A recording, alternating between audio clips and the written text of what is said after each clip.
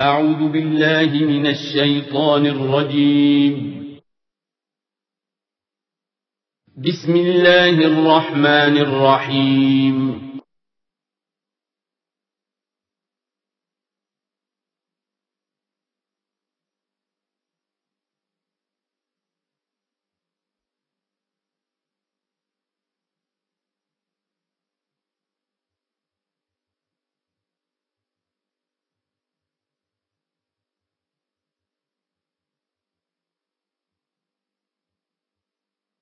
نحمده ونصلي على رسوله الكريم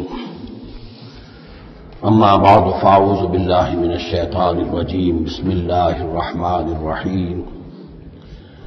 ولقد اخذنا آل فرعون بالسنين ونقص من الثمرات لعلهم يذكرون صدق الله العظيم۔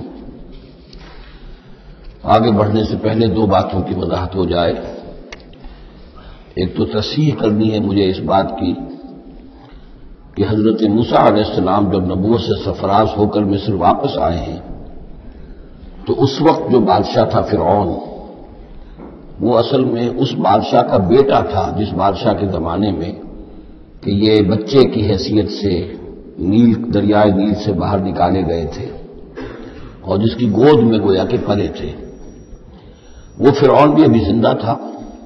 بوڑھا ہو چکا تھا،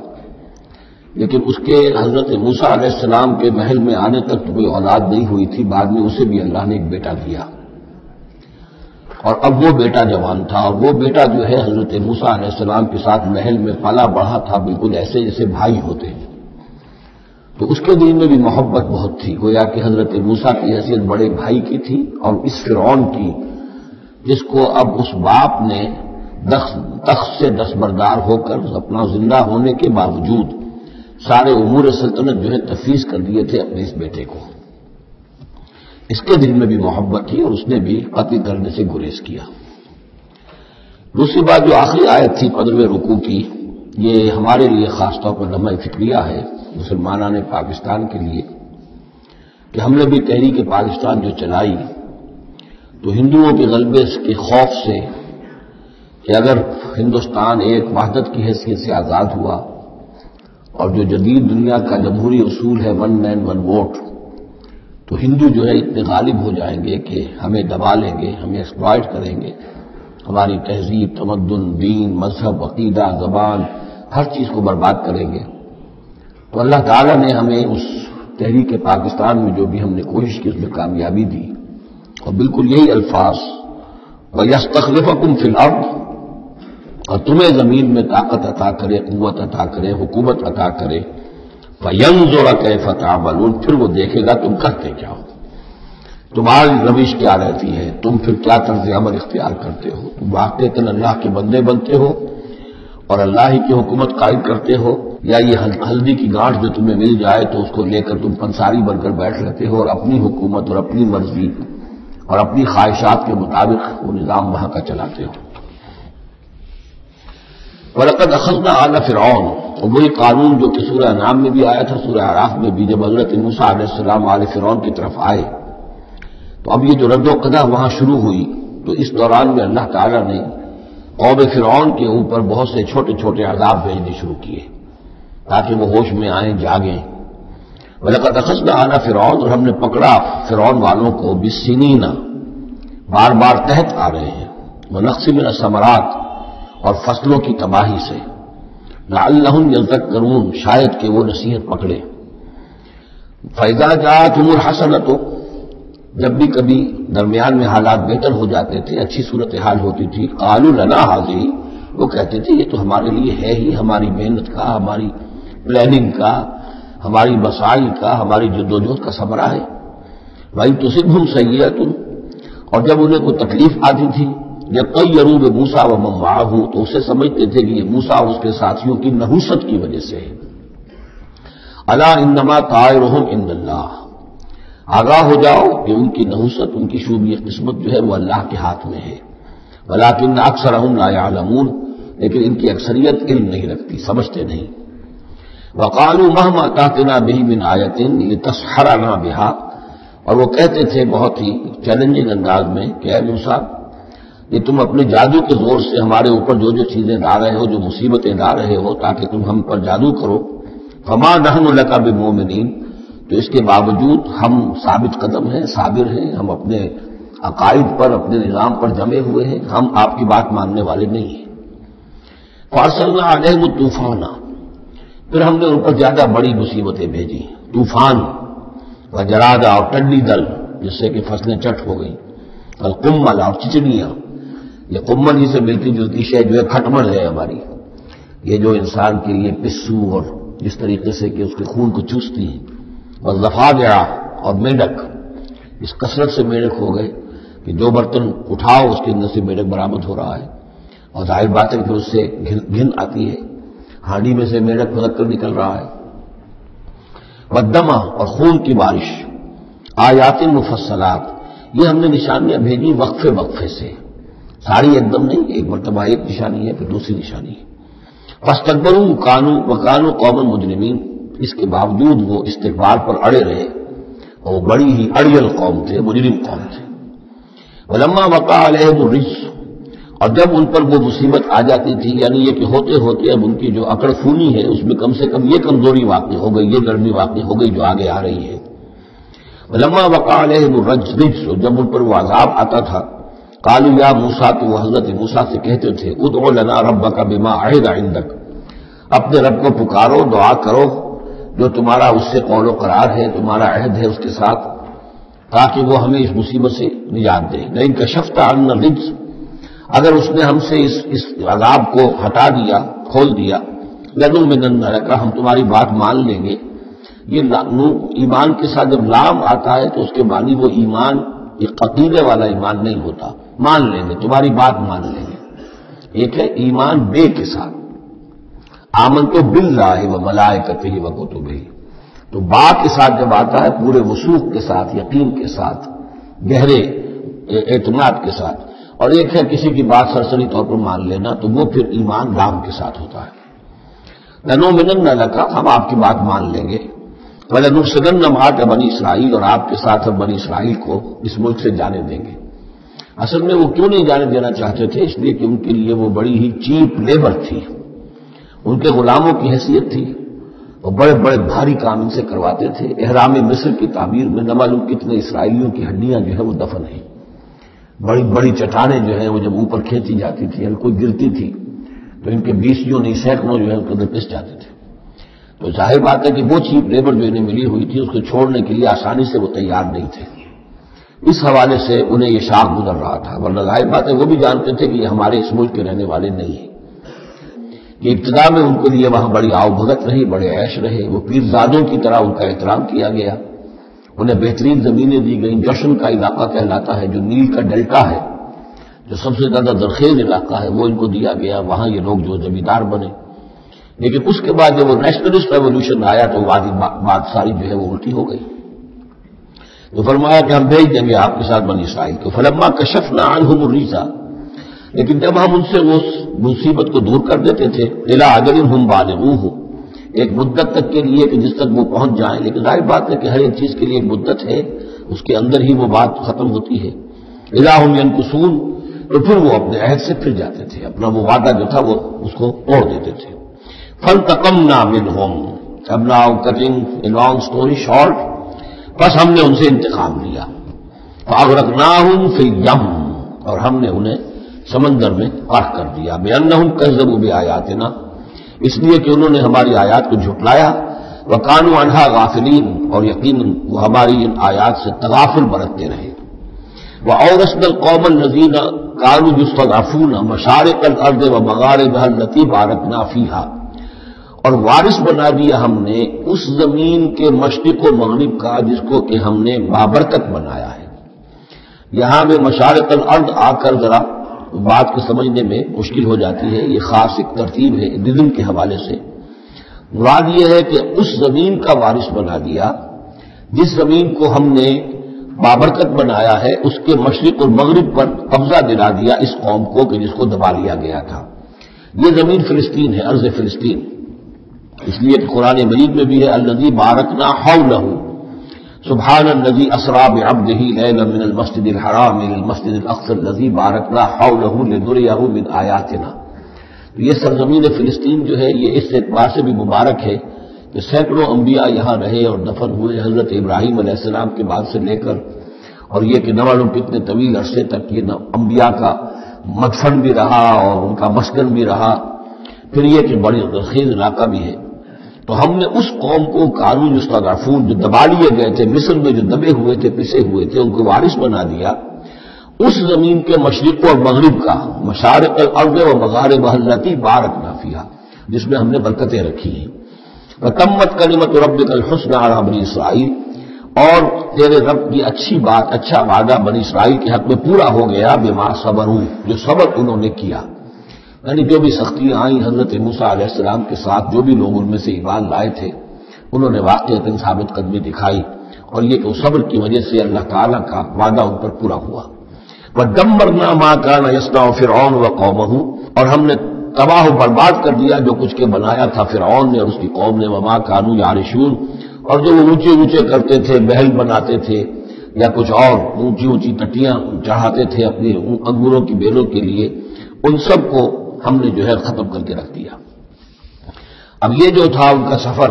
مصر سے اور جو یہ صحرائے سینا تک آئے، اس کا تذکرہ جو ہے کئی مرتبہ اس سے پہلے مدنی صورتوں میں بھی آ چکا ہے. لیکن اب کچھ واقعات وہ بیان ہو رہے ہیں کہ جو اس ایکسوڈس کے بعد، اسے ایکسوڈس کہتے ہیں، کتاب الخروج، یعنی یہ جو باب ہے اولڈ ٹیسٹمنٹ کا، ایکسوڈس، نکلنا، مصر سے نکلنا، اس کے حالات. وجاوزنا ببنی اسرائیل البحر، اور پار اتار دیا ہم نے بنی اسرائیل کو سمندر کے یا دریا کے. فَأَتَوْا عَلَىٰ قَوْمٍ، تو ان کا گزر ہوا، پہنچے ہوئے ایک ایسی قوم پر، یعکفون علی اصنام لہم، جو اعتکاف کرتے تھے اپنے اپنے بتوں کا. یہ لفظ ذرا یہاں پر نوٹ کیجئے، اعتکاف کرنا. اصل میں جو فلسفہ ہے بت پرستی کا، جسے کہ آج کے دور میں ڈاکٹر رادھا کرشنن، جو ایک زمانے میں ہندوستان کے صدر بھی رہے، بہت بڑے فلسفی تھے، بلکہ ایک دور میں یوں سمجھیے کہ دنیا میں دو ہی فلسفیوں کا ڈنکا بج رہا تھا. ایک فلسفی مذہبی قسم کا، اور وہ ڈاکٹر رادھا کرشنن تھے، اور ایک فلسفی ملحد قسم کا، وہ برٹرن رسل تھا. اور یہ دونوں تقریباً ایک ہی عمر کے ہم عمر، اور دونوں ہی 90 سے اوپر ہو کر فوت ہوئے ہیں. تو ڈاکٹر رادھا کرشنن نے ہندوستان کے فلسفے کو گویا کہ زندہ کر دیا اپنی تصنیفات کے ذریعے سے. اس میں بت پرستی کا جو فلسفہ بیان کیا وہ یہ کہ ہم یہ نہیں سمجھتے کہ ان بتوں میں کچھ ہے. یہ تو اصل میں بت تو ہم کسی ڈیٹی، کوئی بھی دیوی یا دیوتا کے نام پر بناتے ہیں، اس سے دھیان کرنے کے لیے. کنسنٹریشن نہیں ہو سکتی، خوگرے پیکرے محسوس ہے انسان کی نظر. انسان جو ہے مراقبہ کرتا ہے. اگر آپ جو مراقبہ کرنا چاہتے ہیں، اللہ کے ساتھ دھیان لگانا چاہتے ہیں، کیسے لگائیں؟ لیکن اگر کسی تصویر کو سامنے رکھ لیں تو پھر توجہ کو مرکوز کرنا آسان ہو جائے گا. یہ ہے ان کا فلسفہ بت پرستی کا. تو اعتکاف ہی جو کہتے ہیں کہ سال میں یہ 10 دن آدمی نکال لے کہ اپنی توجہات کو ہر چیز سے، دنیاوی معاملات سے، ان سے ہٹا کر اور اللہ تعالیٰ کی ذات پر مرکوز کرے، ذکر پر، توجہ پر اور دعا پر، مناجات پر. یہ اعتکاف ہے. تو انہوں نے بت اپنے بنائے ہوئے تھے اور ان بتوں کا اعتکاف کرتے تھے. قالوا یا موسیٰ اجعل لنا الہا کما لہم آلہہ، انہوں نے کہا کہ اے موسیٰ ہمارے لیے بھی کوئی الہ بنا دو، معبود بنا دو، کوئی ایسی نشانی ہو جس کو کہ ہم ذریعہ بنائیں، اس کے اوپر اعتکاف کریں، دھیان کا برکت اس کو بنا لیں. قال انکم قوم تجہلون، حضرت موسیٰ نے فرمایا کہ تم جیل کا ارتکاب کر رہے ہو، کیا بات کہہ رہے ہو؟ ان ہؤلاء متبر ما هم فیہ، یہ لوگ اس چیز میں ہیں، یہ تو ہلاک ہونے والے ہیں، برباد ہونے والے ہیں. وباطل ما كانوا يعملون، اور جو کچھ یہ کر رہے ہیں وہ سب باطل ہے، اس کی کوئی حقیقت نہیں ہے. قال غیر اللہ ابغیکم الہا، حضرت موسیٰ نے فرمایا کہ کیا میں اللہ کے سوا تمہارے لیے کوئی الہ تلاش کروں؟ وهو فضلکم علی العالمین، اور اس نے تو تمہیں فضیلت دی ہے تمام جہان والوں پر. وَإِذْ أَنجَيْنَاكُم مِّنْ آلِ فِرْعَوْنَ، اور یاد کرو جبکہ ہم نے تمہیں نجات دی آل فرعون سے. یسومونکم سوء العذاب، یہ الفاظ جو کہ تم سورہ بقرہ میں بھی آئے ہیں اور اس کے بعد بھی آئے ہیں. یسومونکم سوء العذاب، وہ تمہیں مبتلا کیے ہوئے تھے بدترین عذاب میں. یقتلون ابناءکم ویستحیون نساءکم، وہ قتل کر ڈالتے تھے تمہارے بیٹوں کو اور زندہ رکھتے تھے تمہاری بیٹیوں کو. وفی ذالکم بلاء من ربکم عظیم، اور یقیناً اس میں تمہاری رب کی طرف سے بہت بڑی آزمائش تھی۔ ووعدنا موسیٰ 30 لیلۃ، اور ہم نے بلایا موسیٰ کو 30 راتوں کے لیے، عام طور پر دن رات، لیکن یہ کہ عربی میں جو محاورہ ہے وہ رات ہی کا ذکر کرتے ہیں۔ 30 راتوں کے لیے وَأَتْمَمْنَاهَا بِعَشْرٍ، روایات سے معلوم ہوتا ہے کہ اولین جو تھی طلبی وہ 30 رات کے لیے ہوئی تھی، لیکن اس میں جو چلہ تھا جو حضرت موسیٰ علیہ السلام کو کاٹنا تھا، اس میں روزہ بھی تھا مسلسل 30 دن کا، تو اس میں یہ ہے کہ کسی وقت ان سے ضبط نہیں ہو سکا اور مسواک کر لی تھی، وہ جو روزے کی وجہ سے منہ کے اندر ایک طرح کی بو پیدا ہو جاتی ہے، اس کو برداشت نہ کر سکے، تو اس کی پاداش میں اب یہ روایات ہے، میں نہیں کہہ سکتا کہ کس حد تک ان میں صحت ہے۔ فَأَتْمَمْنَاهَا بِعَشْرٍ، تو مکمل کر دیا ہم نے اس مدت کو 10 دن سے اور۔ فَتَمَّ مِيقَاتُ رَبِّهِ 40 لَيْلَةً، تو بات وقت مدت پوری ہو گئی اس کے رب کی، یعنی 40 راتیں۔ یہیں سے ہمارے ہاں تصوف میں اہل صوفیہ نے 40 کا یہ چلہ کشی، 40 دن 40 رات کا چلہ کاٹنا، یہ جو ہے نکالا ہے۔ وقال موسیٰ لأخیہ ہارون، اور کہا موسیٰ نے اپنے بھائی ہارون سے علیہ السلام، اخلفنی فی قومی، آپ میری نیابت کیجئے میری قوم میں جا رہا ہوں، مجھے اللہ تعالیٰ نے طلب فرمایا کوہ طور پر، واصلح، اور دیکھیے اصلاح کرتے رہیے، ولا تتبع سبیل المفسدین، اور فساد مچانے والوں کے راستے کی پیروی نہ کیجیے گا۔ ولما جاء موسیٰ لمیقاتنا، اور جب موسیٰ پہنچے ہمارے وقت مقرر پر، وکلمہ ربہ، اور ان سے کلام کیا ان کے رب نے، قال رب ارنی انظر الیک، انہوں نے درخواست کی پروردگار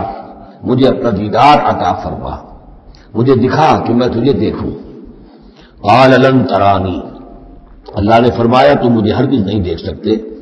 ولکن انظر الی الجبل، لیکن ذرا اس پہاڑ کو دیکھو، فإن استقر مکانہ، اگر وہ اپنی جگہ پر کھڑا رہ جائے، برداشت کر جائے ہماری تجلی کو، فسوف ترانی، تو تم بھی سوچنا کہ شاید ہمیں دیکھ سکو۔ فلما تجلی ربہ للجبل، جب اللہ نے اپنی تجلی ڈالی پہاڑ پر، اب یہ جلی کہتے روشن چیز کو، جلی شے روشن، تجلی یہ باب تفاعل ہے، کسی شے کا خود روشن ہو جانا، تو اللہ تعالیٰ کی یہ ذات کی تجلی ہے کہ جو پہاڑ پر ڈالی گئی، جعلہ دکا، جس سے کہ وہ پہاڑ جو ہے وہ بالکل ریزہ ریزہ ہو گیا۔ وخر موسیٰ صاعقا، اور حضرت موسیٰ علیہ السلام بھی تجلی باری تعالیٰ کے اس بالواسطہ مشاہدے کے نتیجے میں بھی وہ بے ہوش ہو کر گر پڑے۔ فلما افاقا، جب انہیں افاقہ ہوا، ہوش میں آئے، قال سبحانک، اب انہوں نے کہا اے اللہ تو پاک ہے، تبت الیک، میں تیری جناب میں توبہ کرتا ہوں کہ میں نے جسارت کی تھی، میں نے جو ہے اپنی حیثیت سے بڑھ کر تجھ سے سوال کر لیا تھا۔ وانا اول المومنین، اور میں پہلا ہی ہوں ایمان لانے والا، بغیر دیکھے تجھے ماننے والا ہوں۔ قال یا موسیٰ انی اصطفیتک علی الناس برسالاتی، اللہ نے فرمایا موسیٰ میں نے تمہیں چن لیا ہے لوگوں پر،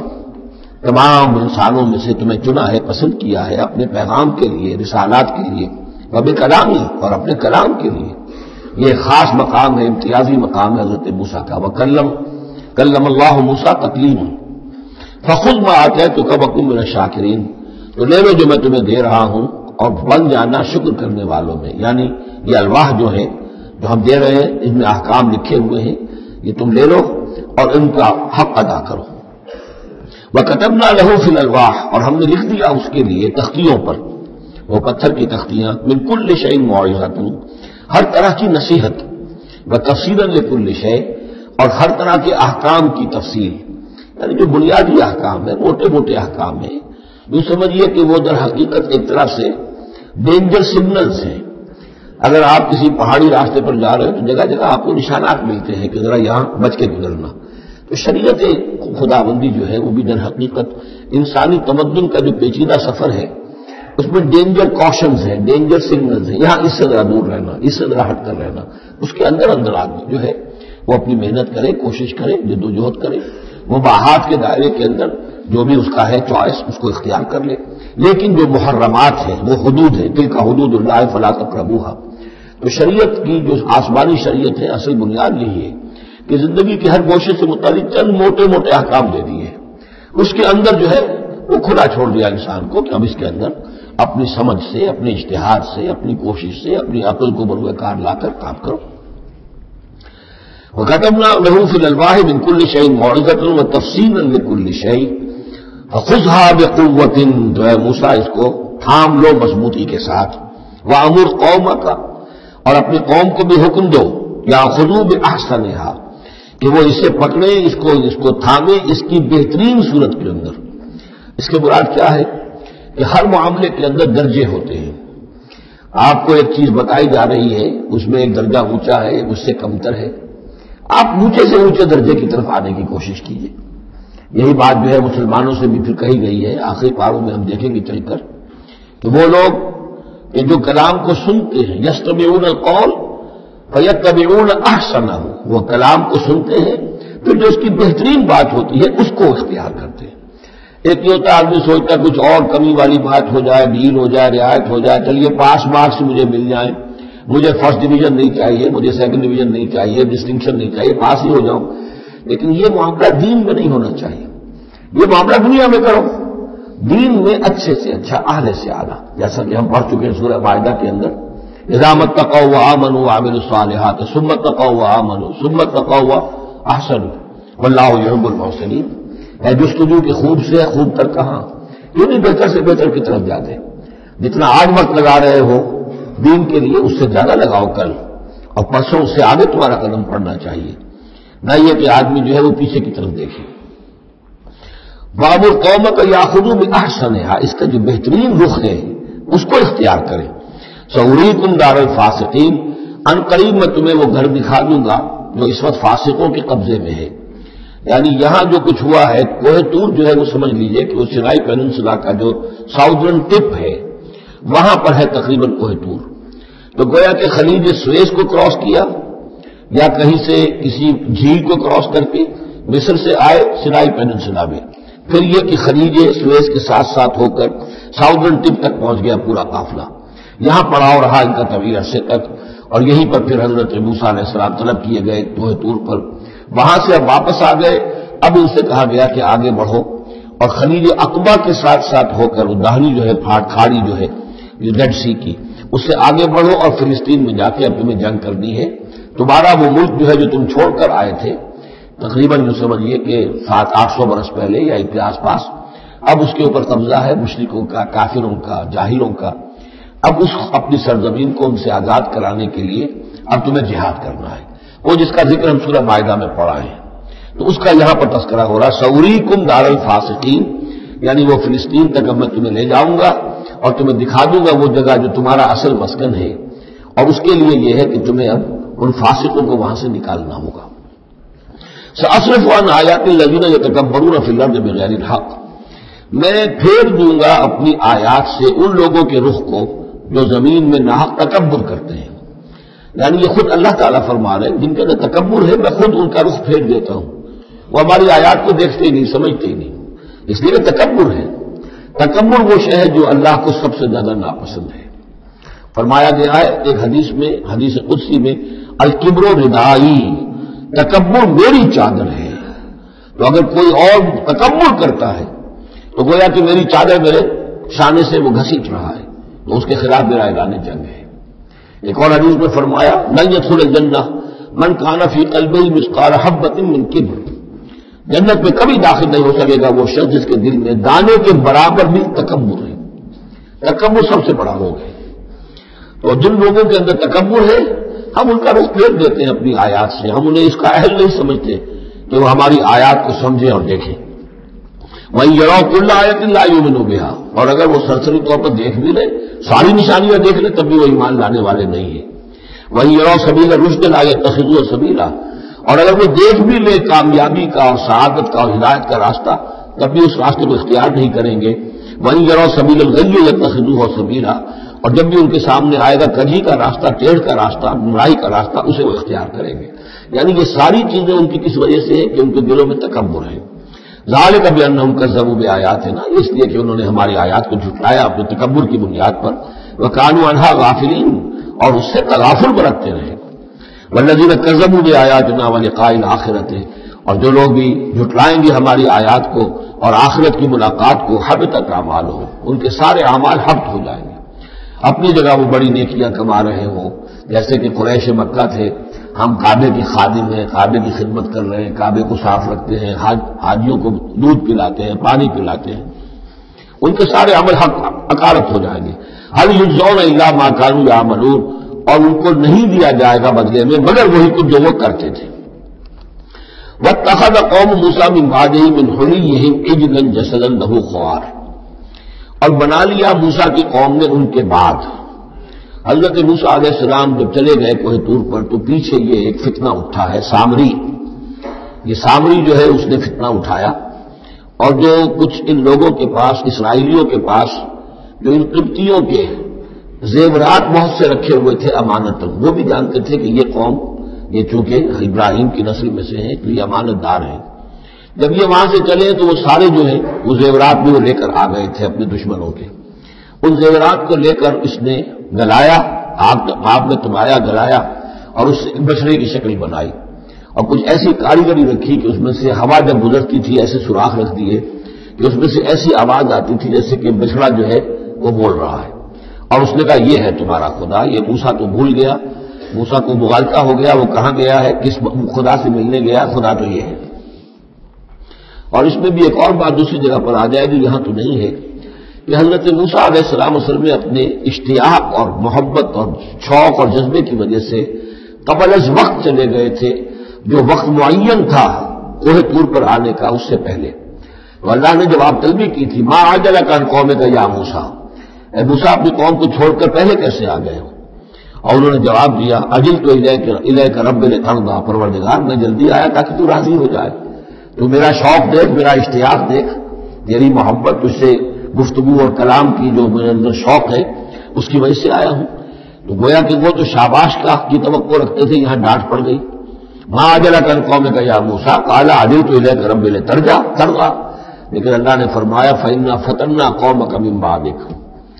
تمہاری اس عجلت کی وجہ سے ہم تمہاری قوم کو تمہارے بعد فتنے میں ڈال چکے ہیں۔ تو جلدی خیر کے لیے بھی نہیں کرنی چاہیے، خیر کے کام کو بھی عین وقت پر سہج سہج پکے سے میٹھا ہو۔ تو فَأَضَلَّهُمُ سامری نے انہیں گمراہ کر دیا ہے، وہ تذکرہ ہو رہا ہے۔ من حلیہم، زیوروں سے، عجلاً جسداً، ایک بدن سا بنایا بچڑے کا سا، لہو خوار، جس میں گائے کی سی آواز آتی تھی۔ الم یروا انہ لا یکلمہم، کیا انہوں نے یہ نہیں غور کیا کہ وہ نہ ان سے بات کر سکتا ہے، وہ گدھے کی سی یا گھوڑے کی سی یا بچڑے کی سی آواز سے تو کوئی بات نہیں بنتی۔ ولا یہدیہم سبیلا، نہ انہیں وہ کوئی راستہ بتا سکتا ہے۔ اتخذوہ وکانوا ظالمین، انہوں نے اسی کی عبادت شروع کر دی، اسے معبود بنا لیا، اور وہ تھے بہت ظالم۔ ولما سقط فی ایدیہم ورأوا انہم قد ضلوا، اور جب ان کے ہاتھوں کے طوطے اڑ گئے، پچھتاوا ہوا، یعنی ان میں سے بھی گویا کہ 3 حصوں میں قوم تقسیم ہو گئی۔ ایک قوم، بڑا حصہ قوم کا وہ رہا جو اس گناہ میں شریک نہیں ہوا، ایک حصہ وہ تھا کہ جو کچھ دیر کے لیے شریک رہا لیکن فوراً ہوش میں آ گیا بعد۔ تیسرا حصہ وہ تھا جو حضرت موسیٰ علیہ السلام کی واپسی تک اس پر اڑا رہا، جازم رہا۔ تو یہاں اس درمیانی طبقے کا ذکر ہو رہا ہے۔ ولما سقط فی ایدیہم ورأوا انہم ضلوا، جب ان کے ہاتھوں کے طوطے اڑ گئے، ان کی پچھتاوا طاری ہوا، اور انہوں نے سوچا ہم تو گمراہ ہو گئے، یہ ہم کیا کر بیٹھے۔ قالوا لئن لم یرحمنا ربنا، انہوں نے کہا کہ اگر ہمارے رب نے ہم پر رحم نہ فرمایا ویغفر لنا، اور اگر ہمیں بخش نہ دیا، لنکونن من الخاسرین، تو ہم تو ہو جائیں گے بہت خسارے والوں میں سے۔ ولما رجع موسیٰ الی قومہ غضبان اسفا، تو جب موسیٰ لوٹے اپنی قوم کے پاس غضبان اسفا، غضبان یہ فعلان کے وزن پر، رحمان کے وزن پر، نہایت غضبناک۔ حضرت موسیٰ علیہ السلام کا مزاج بھی جلالی تھا، پھر یہ کہ اتنی بڑی گمراہی، اور یہ اللہ تعالیٰ نے کوہ طور ہی پر بتا دیا تھا کہ تمہاری قوم پیچھے فتنے میں پڑ چکی ہے اور وہ گمراہ ہو چکی ہے۔ وَإِنَّا فَتَنَّا قَوْمَكَ مِن بَعْدِكَ وَأَضَلَّهُ السَّامِرِي، تو وہاں سے آئے ہی ہیں تو غضبناک تھے، غضبان آصفا، نہایت افسوس میں بھی اور سخت غضبناک۔ قَالَ بِئْسَ مَا خَلَفْتُمُونِي مِن بَعْدِي، یہ خطاب حضرت ہارون سے بھی ہو سکتا ہے اور اپنی پوری قوم سے بھی ہو سکتا ہے۔ بری ہے میری نعمت جو تم نے کی ہے میرے بعد، عاجل تم امر ربکم، تم نے اپنے رب کے معاملے کے اندر جلدی کی، میرا انتظار کرتے، اگر اس نے کچھ بنا ہی دیا تھا، کوئی شوبدہ دکھایا تھا میرے آنے تک انتظار کر رہے تھے، میں تمہیں بتاتا اس کی حقیقت کیا ہے۔ والقى الالواح، انہوں نے وہ جو تختیاں لے کر آئے تھے کوہ طور سے تورات والی، وہ تو ایک طرف ڈال دی۔ واخذ برأس اخیہ یجرہ الیہ، اور غضبناک ہو کر اپنے بھائی حضرت ہارون علیہ السلام کا سر کے بال پکڑ لیے اور اپنی طرف کھینچا غصے میں، یہ تم نے کیا کیا میرے پیچھے؟ یہ میں تمہیں خلیفہ بنا کر گیا تھا۔ قال ابن امہ، انہوں نے کہا اے میرے ماں جائے، اے میرے ماں کے بیٹے، ان القوم استضعفونی، قوم نے مجھے دبا لیا تھا، مجھے بے بس کر دیا تھا۔ وقعدوا یقتلوننی، وہ تو میرے قتل پر آمادہ ہو گئے تھے، میں نے انہیں روکا، میں نے منع کیا، لیکن وہ اس درجے اس معاملے کے اندر آگے بڑھ گئے تھے۔ قعدوا یقتلوننی، وہ تو مجھے قتل کرنے پر آمادہ تھے۔ فلا تشمت بی الاعداء، تو دیکھیں اب مجھ پر آپ دشمنوں کو ہنسنے کا موقع نہ دیں۔ ایک تو آپ کے پیچھے انہوں نے مجھے دبایا، میری توہین کی، مجھے قتل کرنے تک پر آمادہ ہو گئے، اب وہ دیکھیں گے کہ موسیٰ بھی آئے ہیں تو میرے بال آپ پکڑ کر کھینچ رہے ہیں اور میری توہین کر رہے ہیں، تو اس پر تو دشمن اور ہنسے گا۔ فلا تشمت بی الاعداء، شماتت اعداء یہ ہمارے ہاں پھر اردو زبان میں محاورہ ہے۔ ولا تجعلنی مع القوم الظالمین، اور مجھے ان ظالموں کے ساتھ نہ کر دیجیے، میں ان کے ساتھ نہیں ہوں، نہ میں نے ان کے ساتھ اتفاق کیا ہے، میں روکتا رہا، منع کرتا رہا۔ قال رب اغفر لی ولاخی، اب حضرت موسیٰ نے دعا کی اللہ سے، پروردگار بخش دے مجھے بھی اور میرے بھائی کو بھی، وادخلنا فی رحمتک،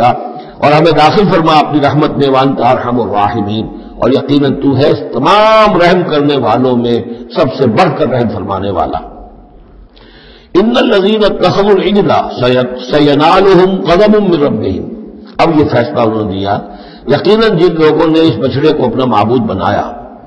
عنقریب ان پر آئے گا غضب ان کے رب کی طرف سے، گویا کہ قتل مرتد کی سزا جس کا ذکر ہم سورہ بقرہ میں پڑھ چکے ہیں۔ وذلۃ فی الحیات الدنیا، دنیا میں ذلت بھی آئے گی، وکذالک نجزی المفترین، اور اسی طریقے سے بہتان باندھنے والوں کو، جھوٹ گھڑنے والوں کو ہم جزا دیتے ہیں۔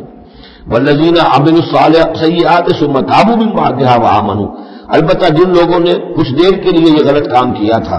لیکن پھر وہ توبہ کر لی انہوں نے، من بعدها اس کے بعد، وآمنوا اور ایمان لے آئے، ان ربک من بعدها لغفور الرحیم، تو یقیناً اس کے بعد آپ کا رب جو ہے غفور الرحیم ہے۔ جن سے عارضی طور پر یہ بات ہو گئی تھی پھر انہوں نے توبہ کر لی، ان کے لیے تو مغفرت ہے، اللہ تعالیٰ معاف فرمائے گا، غفور الرحیم ہے۔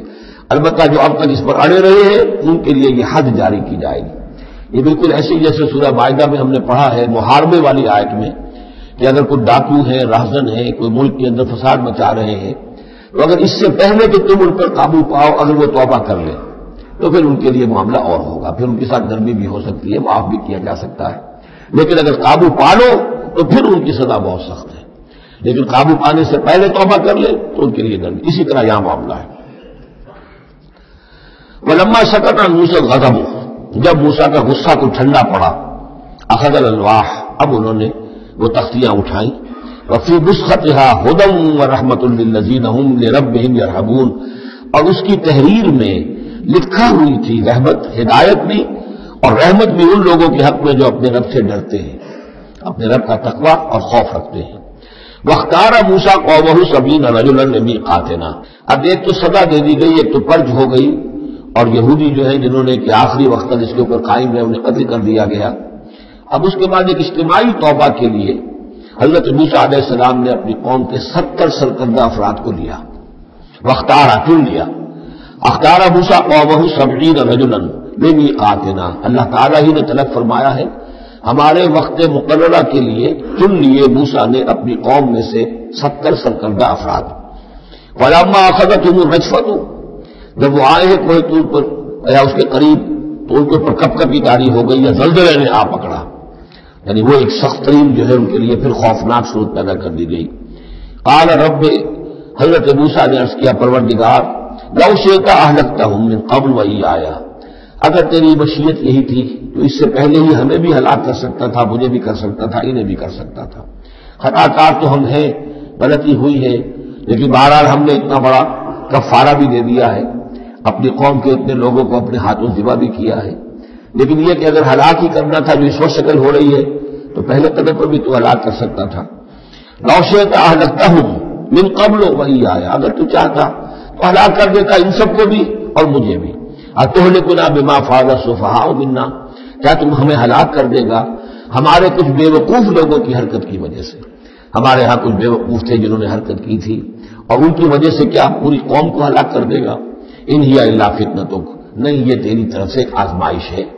تضل بہا من تشاء، تو گمراہ کرتا ہے اس کے ذریعے سے جس کو چاہتا ہے، وتہدی من تشاء، اور ہدایت دیتا ہے جس کو چاہتا ہے۔ انت ولینا، تو ہمارا ولی ہے، ہمارا ساتھی ہے، پشت پناہ ہے، مولا ہے۔ فاغفر لنا، بس ہمیں بخش دے، ہماری گناہ کو معاف فرما، وارحمنا، ہم پر رحم فرما، وانت خیر الغافرین، اور یقیناً تمام بخشنے والوں میں تو سب سے بہتر بخشنے والا ہے۔ واکتب لنا فی ہذہ الدنیا حسنہ وفی الآخرہ، ہمارے لیے اس دنیا کی زندگی میں بھی حسنہ لکھ دے، طے کر دے۔ اب دیکھیے یہ دعا کر رہے ہیں حضرت موسیٰ اپنی قوم کے لیے، بنی اسرائیل کے لیے، واکتب لنا فی ہذہ الدنیا حسنۃ وفی الآخرہ، وہی الفاظ ربنا آتنا فی الدنیا حسنۃ وفی الآخرۃ حسنۃ وقنا عذاب النار، تو لکھ دے، طے کر دے کہ ہمارے لیے دنیا میں بھی حسنہ ہو، آخرت میں بھی۔ انا ہدنا الیک، ہم تیری جناب میں توبہ کرتے ہیں، رجوع کرتے ہیں، جو خطا ہو گئی ہے اس کا اعتراف کرتے ہوئے معافی چاہتے ہیں۔ قال عذابی اصیب بہ من اشاء، اللہ نے فرمایا جہاں تک میرے عذاب کا تعلق ہے وہ تو اس میں تو میں مبتلا کروں گا جس کو چاہوں گا۔ ورحمتی وسعت کل شیء، تم رحمت کا سوال کر رہے ہو تو ایک رحمت تو میری وہ ہے جو ہر شے کے شامل حال ہے، ہر شے کا وجود میری رحمت سے ہے، اس کا بقا میری رحمت سے ہے، اس کا تسلسل میری رحمت سے ہے۔ ایک تو رحمت عامہ ہے جو تمام مخلوقات کو شامل ہے، تمام مخلوقات جو ہے اس میں سے حصہ پا رہے ہیں۔ ورحمتی وسعت کل شیء فسأختمها، اب یہاں مراد ہے خاص رحمت جس کے لیے تم کہہ رہے ہو، وہ رحمت تو میں لکھ دوں گا ان لوگوں کے لیے، اب یہ بہت اہم مقام یہاں آ رہا ہے، وہ اپنی رحمت میں خاص کر دوں گا، لکھ دوں گا، للذین یتقون، جو تقوی کی روش اختیار کریں، ویؤتون الزکاۃ، اور زکوٰۃ دیتے رہیں، والذین هم بآیاتنا یؤمنون، اور جو لوگ ہماری آیات پر ایمان پختہ رکھیں، الذین یتبعون الرسول النبی الامی الذی یجدونہ مکتوبا عندہم فی التوراۃ والانجیل، جو اتباع کریں گے ہمارے امی نبی کی، جس کا کو رسول بنا کر بھیجا جائے گا، رسول نبی امی کا اتباع کریں گے، جسے وہ پائیں گے الذی یجدونہ، جسے پائیں گے لکھا ہوا مکتوبا عندہم، ان کے پاس، اپنے پاس، فی التوراۃ والانجیل، کہ وہ ان کے پاس اس کی پیشن گوئیاں، اس کے حالات، اس کی علامات تورات اور انجیل دونوں میں ہوں گی۔ تو جو لوگ ان کا اتباع کریں گے، نبی امی محمد الرسول اللہ صلی اللہ علیہ وسلم امیین میں سے اٹھائے گئے، اور آپ واقعتاً اس قوم میں سے تھے جس کے پاس کوئی کتاب نہیں تھی، کوئی شریعت نہیں تھی،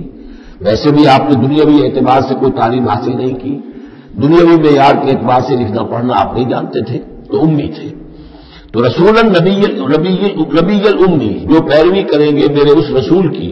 جو نبی امی ہوگا، جسے یہ پائیں گے الذی یجدونہ مکتوبا، لکھا ہوا، جس کی علامات اور جس کی پیشن گوئیاں، عندہم فی التوراۃ والانجیل، ان کے پاس تورات اور انجیل دونوں میں، یامرہم بالمعروف،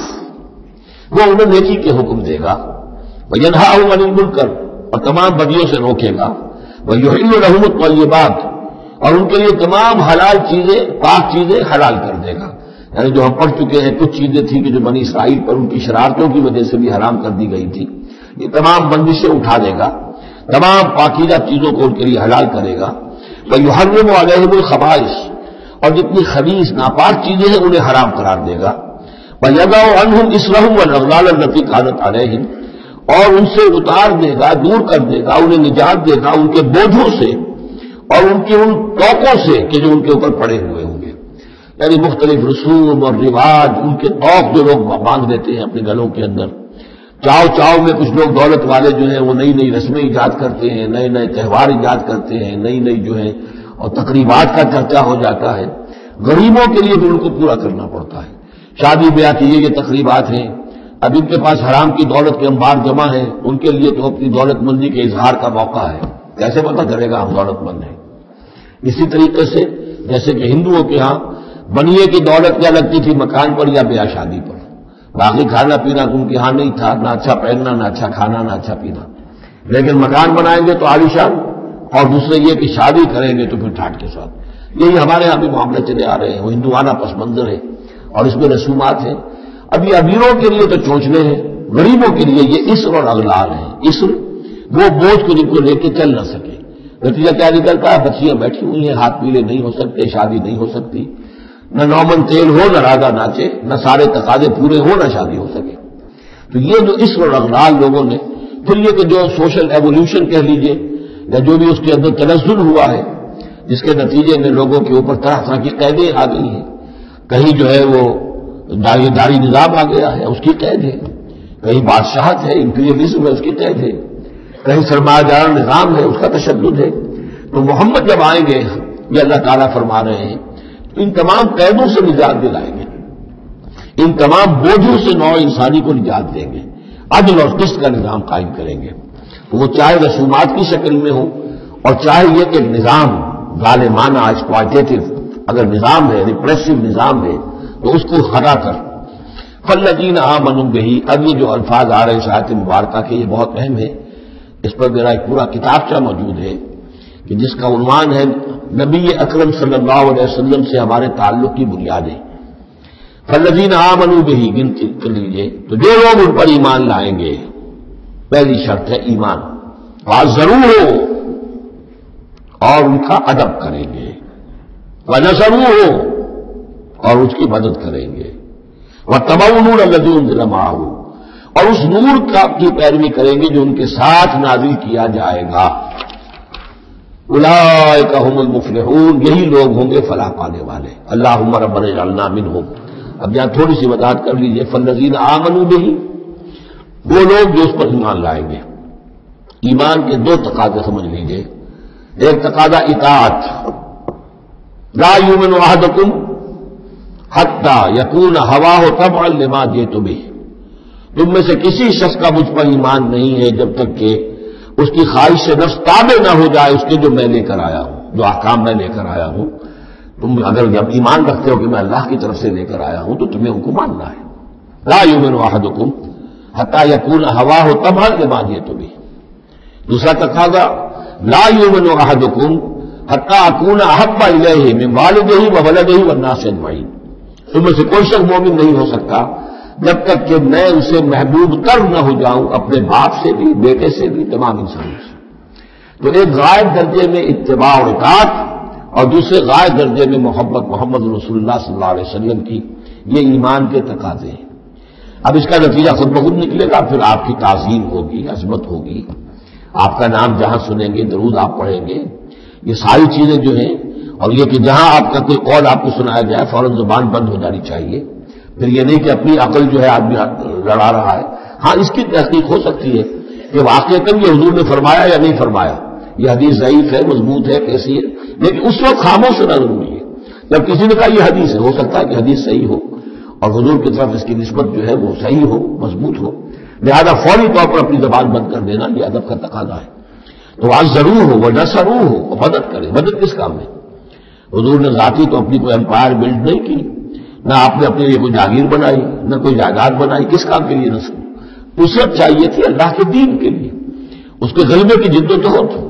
اس کے لیے بھیجے گئے محمد صلی اللہ علیہ وسلم، هو الذی ارسل رسولہ بالہدی ودین الحق لیظہرہ علی الدین کلہ، اور اس کے لیے پکار ہے من انصاری اللہ، یہ میرا فرض منصبی ہے، اللہ کا دین مجھے غالب کرنا ہے، یہ میری ذمہ داری ہے، کون ہے جو میرا ہاتھ بٹھائے، میرا مددگار بنے۔ یہ میدان اب بھی کھلا ہوا ہے، دین پہلے غالب ہوا تھا پھر مغلوب ہو گیا، اور اب تو مغلوب ہے پوری دنیا میں، کہیں بھی ہم ایک انچ زمین نہیں دکھا سکتے جہاں کہہ سکے دنیا سے، نوع انسانی سے کہ آؤ دیکھو یہاں یہ اصل دین موجود ہے بتمام و کمال۔ تو وہ مشن جو ہے محمد رسول اللہ صلی اللہ علیہ وسلم کا وہ اب بھی زندہ ہے، لہذا اس کی مدد کرنی ہے۔ واتبعوا النور الذی انزل معہ، اور اس مشن کی تکمیل میں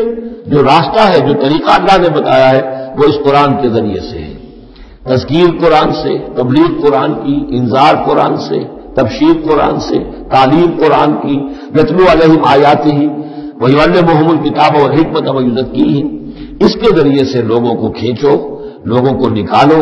گندگیوں میں سے اور اندھیروں میں سے، لوگوں کے اندر ایمان کی شمع روشن کرو، پھر انہیں منظم کرو، جمع کرو، پھر باطل سے ٹکراؤ۔ فالذین آمنوا بہ وعزروہ ونصروہ واتبعوا النور الذی انزل معہ، تو جو لوگ ان پر ایمان لائیں گے اور ان کی تعظیم کریں گے اور ان کی مدد کریں گے اور اس نور کی پیروی کریں گے جو ان کے ساتھ نازل کیا جائے گا، یعنی قرآن مجید حضور کے ساتھ یہ نازل کیا گیا، بھیجا گیا۔ اولئک هم المفلحون، یہی لوگ ہوں گے فلاح پانے والے۔ اللہم ربنا اجعلنا منہم۔ قل یا ایھا الناس، اب ظاہر بات ہے کہ وہ لمبی بات کو اب یہاں پہ ختم کرتے ہوئے کہ اب حضور صلی اللہ علیہ وسلم تشریف لے آئے، اب وہی بات اس کے حوالے سے اب آپ سے کہا جا رہا ہے کہ اے نبی، جو خبر دی تھی اس وقت ہم نے موسیٰ کو، اور جو ہم نے کہہ دیا تھا کہ جو رحمت ہے ہماری خصوصی وہ انہی لوگوں کے لیے ہوگی تم میں سے کہ جو محمد عربی صلی اللہ علیہ وسلم پر ایمان لے آئیں گے۔ تو اب کہہ دیجئے ڈنکے کی چوٹ، قل یا ایھا الناس، کہہ دیجئے اے لوگوں۔ اور یہ پھر بہت نوٹ کرنے کے قابل ہے کہ ہم نے اب تک جتنے رسولوں کا تذکرہ سنا ہے، پڑھا ہے سورہ اعراف میں، وہ یا قوم یا قوم یا قوم، اے میری قوم کے لوگوں۔ لیکن محمد رسول اللہ کی امتیازی شان یہ ہے کہ قوم کی طرف مبعوث نہیں ہوئے، صرف پوری نوع انسانی کی طرف۔ جیسے سورہ بقرہ کی تیسرے رکوع کی پہلی آیت میں نے حوالہ دیا تھا، یا ایھا الناس اعبدوا ربکم الذی خلقکم والذین من قبلکم لعلکم تتقون۔ تو یہ آفاقی رسالت ہے، عالمی رسالت ہے، انسانی سطح پر ہے۔ قل یا ایھا الناس انی رسول اللہ الیکم جمیعا، میں اللہ کا رسول ہوں تمہاری طرف، سب کی طرف۔ الذی لہ ملک السماوات والارض، یہ بات 5 مرتبہ قرآن میں کہی گئی ہے مختلف الفاظ میں کہ حضور کی بعثت پوری نوع انسانی کے لیے ہے، جس میں سب سے نمایاں آیت وہ ہے وما ارسلناک الا کافۃ للناس بشیرا ونذیرا، ہم نے نہیں بھیجا ہے محمد آپ کو مگر پوری نوع انسانی کے لیے بشیر اور نذیر بنا کر۔ باقی یہ کہ اور مختلف اسالیب میں 4 مرتبہ اور یہ بات آئی ہے کہ آپ کی بعثت جو ہے کسی خاص قوم، کسی خاص ملک، کسی خاص رنگ اور نسل کے لوگوں، کسی خاص قبیلے کی طرف نہیں ہے، بلکہ پوری نوع انسانی کی طرف ہے۔ قل یا ایھا الناس انی رسول اللہ الیکم جمیعا الذی لہ ملک السماوات والارض، میں اس اللہ کا رسول ہوں جس کے لیے آسمان اور زمین کی بادشاہی ہے۔ لا الہ الا ہوا، اس کے سوا کوئی معبود نہیں۔ یحیی و یمیت، وہی زندہ رکھتا ہے اور وہی موت وارد کرتا ہے۔ فآمنوا باللہ، تو ایمان لاؤ اللہ پر، ورسولہ النبی الامی الذی، اور اس کے اس رسول پر جو نبی امی ہے، اور جو یؤمن باللہ وکلماتہ، جو ایمان رکھتا ہے اللہ پر اور اس کے کلام پر، اس کے کلمات پر، اس کی باتوں پر، واتبعوہ، اور اس کی پیروی کرو، لعلکم تہتدون، تاکہ تم ہدایت پاؤ۔ یہ گویا کہ اعلان عام ہوا محمد رسول اللہ صلی اللہ علیہ وسلم کا کہ وہ جو بات اللہ تعالیٰ نے حضرت موسیٰ سے کہی تھی یہ اس کے مطابق میری بعثت ہوئی ہے۔ اور اب گویا کہ جیسا کہ میں نے آپ کو بتایا تھا یہ تمہید ہے، تیاری ہو رہی ہے، کیونکہ مدینے کی طرف سفر کرنا ہے۔ یہ صورت پہلے نازل ہو گئی ہے تاکہ وہ ذہن تیار ہو جائے اس کے لیے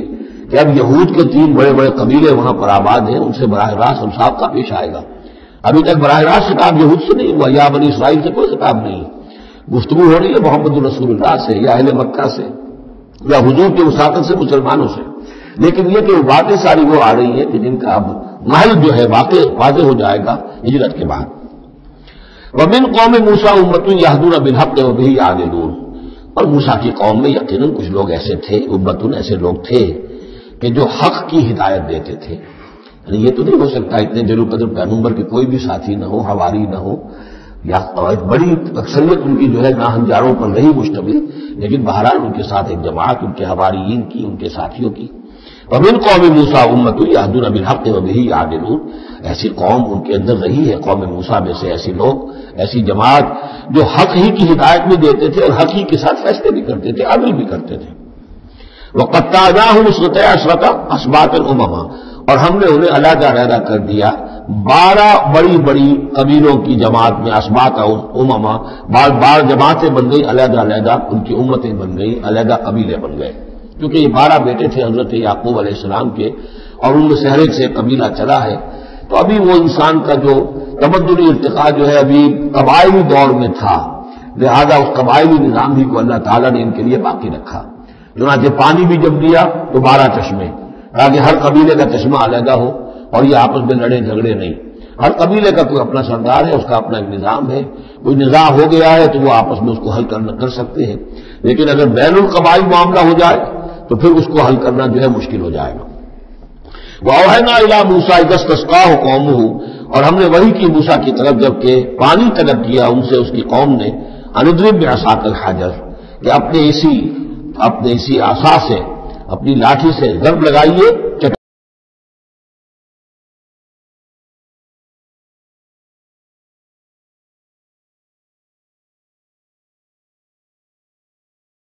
مشربہم، ہر قبیلے نے، ہر قوم نے پہچان لیا، معین کر لیا اپنے مشرب کو۔ مشرب یہ بھی اس میں ظرف ہے، پینے کی جگہ، اپنا گھاٹ معین ہو گیا، یہ چشمہ ہمارا، یہ چشمہ ان کا، یہ چشمہ ان کا ہے، یہ بنی راوی کا ہے، یہ فلاں کا ہے، بنی یہودا کا ہے۔ وَظَلَّلْنَا عَلَيْهِمُ الْغَمَامَ، اور ہم نے ان کے اوپر سائبان ابر کا طاری کر دیا تاکہ دھوپ سے بچیں۔ وَأَنزَلْنَا عَلَيْهِمُ الْمَنَّ وَالسَّلْوَىٰ، اور ہم نے ان پر من اور سلوہ کے ذریعے انہیں خوراک بہم پہنچائی، اتارا ان پر ہم نے من اور سلوہ۔ کلوا من طیبات ما رزقناکم، کھاؤ ان پاکیزہ چیزوں میں سے کہ جو ہم نے تمہیں رزق میں دی ہیں۔ وما ظلمونا، اور انہوں نے کوئی ہم پر ظلم نہیں کیا، ہم پر کیا ظلم کر سکتے تھے، ہمارا کیا بگاڑ سکتے تھے۔ وما ظلمونا، انہوں نے ہمارا کیا بگاڑا، ہمارا کیا بگاڑ لیں گے۔ ایک حدیث قدسی میں آتا ہے کہ میرے بندو، اگر تم سب کے سب اولین اور آخرین اور انس اور جن سب بدترین جیسے ہو سکتا ہے تم میں سے کوئی شخص ویسے بن جاؤ، تب بھی میرے خزانے میں کوئی کمی نہیں آئے گی۔ اور تم سب کے سب اولکم وآخرکم وانسکم وجنکم سب کے سب مل جاؤ اور بہترین میرے مطیع بن جاؤ، میرے بندگی کرنے والے بن جاؤ، میرے خزانے میں کوئی اضافہ نہیں ہوگا، میں تو غنی ہوں۔ تو وما ظلمونا، انہوں نے ہم پر ہمارا کچھ نہیں بگاڑا، ولکن کانوا انفسہم یظلمون، لیکن وہ خود اپنی ہی جانوں پر ظلم کرتے رہے۔ وَإِذْ قِيلَ لَهُمْ اسْكُنُوا هَٰذِهِ الْقَرْيَةَ، اور یاد کرو جب ان سے کہا گیا تھا کہ آباد ہو جاؤ اس بستی میں، یہ جریکو، ہریحا، پہلا شہر فلسطین کا کہ جو یوشع ابن نون جوشوا ان کی سرکردگی میں جب بنی اسرائیل نے قتال کیا ہے پھر تو یہ پہلا شہر فتح ہوا۔ جب ان سے کہا گیا کہ اب اس میں تم رہ سکتے ہو، بس جاؤ، اور کلوا منہا حیث شئتم، اور اس میں سے جو بھی چاہو جہاں سے بھی چاہو تم کھاؤ۔ وقولوا حطۃ، اور دیکھو استغفار کرتے رہو، کہتے رہو اے اللہ ہمارے گناہ جھاڑ دے، ہماری کوتاہیاں، ہماری جو بھی کوئی کمیاں رہ گئی ہیں ان کو پورا کر دے۔ وادخلوا الباب سجدا، اور جب داخل ہو شہر کے دروازے میں تو سب جھکا کر داخل ہو، تمہاری گردنیں اکڑی ہوئی نہ ہو۔ نغفر لکم خطیئاتکم، ہم تمہاری جو بھی خطائیں ہیں وہ بخش دیں گے، جو بھی غلطیاں ہوئی ہیں فروغ گزاشتیں ہوئی ہیں ان سب سے درگزر فرمائیں گے۔ سنزید المحسنین، اور نہ صرف یہ کہ وہ خطائیں معاف کر دیں گے، جو ان میں سے محسن ہوں گے تم میں سے انہیں تو اور دیں گے، ان کے درجات بلند کریں گے،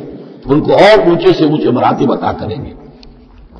فبدل الذین ظلموا منہم قولا غیر الذی قیل لہم، تو بدل دیا ان میں سے جو ظالم تھے، گناہ گار تھے، ایک ایسی بات کو کہ جو ان سے کہی گئی تھی اس کی بجائے، یعنی وہ کہا گیا تھا حنطۃ حنطۃ حنطۃ حنطۃ، ہمیں گیہوں چاہیے گیہوں چاہیے۔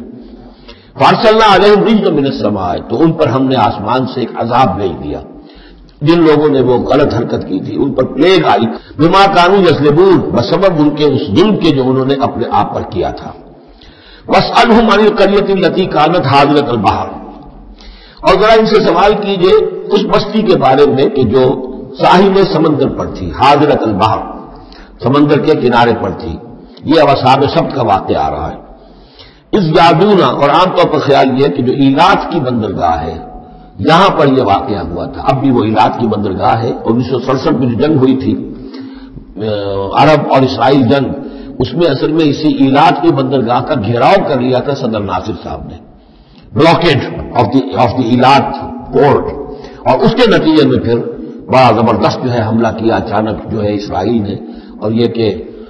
صحرائے سینا بھی مصر سے ہتھیا لیا تھا، گولان ہائٹس جو ہے وہ سیریا سے اس نے فتح کر لیے، اور پورا مغربی کنارہ جو اردن کا جو ہے اتنا بڑا علاقہ، زرخیز ترین علاقہ جو ہے فلسطین کا، وہ اردن سے اس نے ہتھیا لیا تھا، جس میں سے صرف سینائی پیننسولا بھی واپس کیا گیا ہے، اور یہ جو مغربی کنارے پر ان کی کوئی ایک آٹونومس سی چھوٹی سی ریاست قائم کرنے کی کوششیں ہو رہی ہیں، باقی یہ کہ گولان ہائٹس پر ابھی کوئی معاملہ نہیں ہوا۔ تو وہیں پر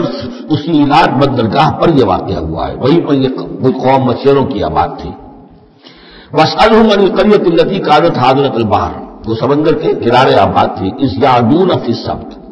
جبکہ وہ سبت کے قانون میں حد سے تجاوز کرنے لگے۔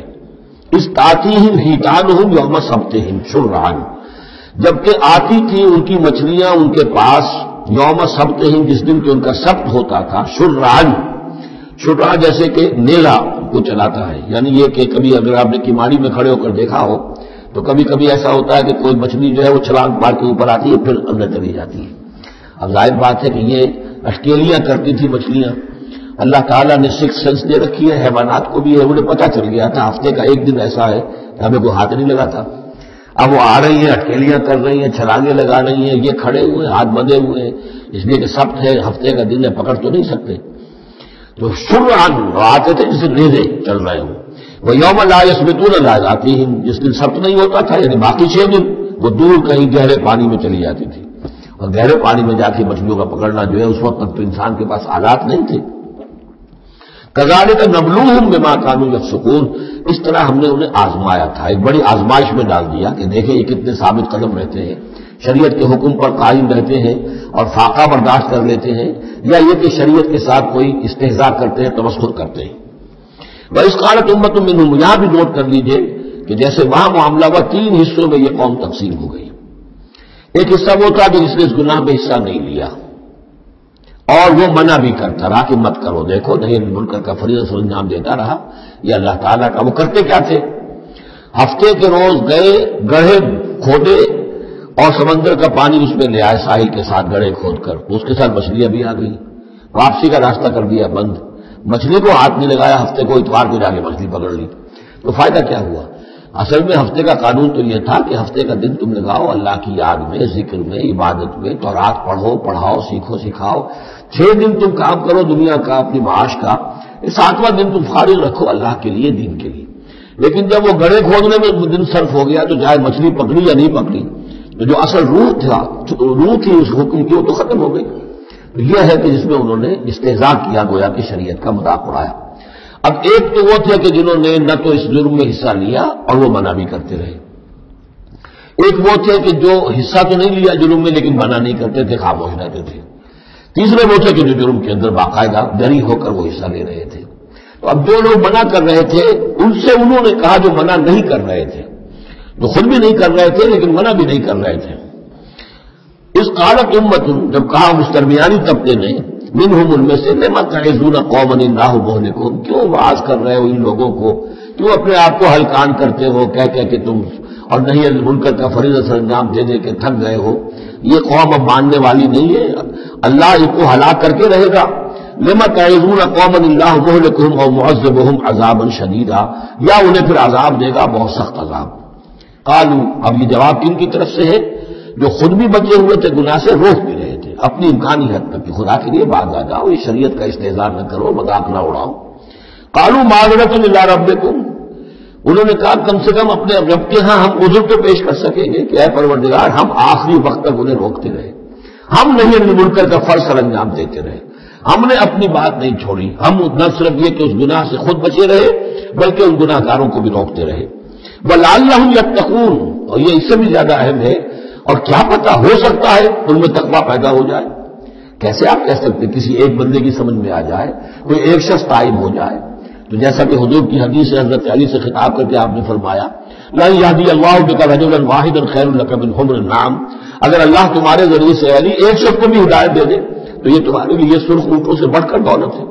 تو اگر ایک بھی بچ جائے، لَعَلَّهُمْ يَتَّقُونَ. فَلَمَّا نَسُوا مَا ذُكِّرُوا بِهِ، تو پھر جب انہوں نے نظر انداز کر دیا اس نصیحت کو جو انہیں کی جا رہی تھی، یعنی لگے رہے اپنے اس جرم کے اندر، انجینا الذین ینہون عن السوء، ہم نے بچا لیا ان کو جو کہ بدی سے روکتے تھے. عذاب سے بچے ہیں صرف وہ جو بدی سے روکتے تھے. وَأَخَذْنَا الَّذِينَ ظَلَمُوا بِعَذَابٍ بَئِيسٍ بِمَا كَانُوا يَفْسُقُونَ، اور پکڑ لیا ہم نے ان کو کہ جو اس ظلم میں، گناہ میں اور شریعت کا استہزاء کرنے میں یہ جو مجرم تھے ان کو ایک بہت ہی برے عذاب میں پکڑا، ان کی اس ناہنجاری کی وجہ سے، سرکشی کی وجہ سے، نافرمانی کی وجہ سے. فَلَمَّا عَتَوْا عَمَّا نُهُوا عَنْهُ، جب وہ بڑھ گئے، چڑھ گئے، بہت ہی آگے بڑھ گئے ان چیزوں میں جن سے ان کو روکا گیا تھا، قُلْنَا لَهُمْ كُونُوا قِرَدَةً خَاسِئِينَ، تو ہم نے کہہ دیا کہ اب ہو جاؤ بندر، ذلیل بندروں کی شکل میں ان کی صورتیں جو ہے وہ تبدیل کر دی گئی. یہ ہے وہ مکمل واقعات جس کا حوالہ اس سے پہلے کئی بار آ چکا ہے. سب سے پہلے سورہ بقرہ میں بھی آیا تھا، اس کی تفصیل یہاں آ گئی ہے. بارک اللہ لی و لکم فی القرآن العظیم و نفعنی و ایاکم بالآیات والذکر الحکیم.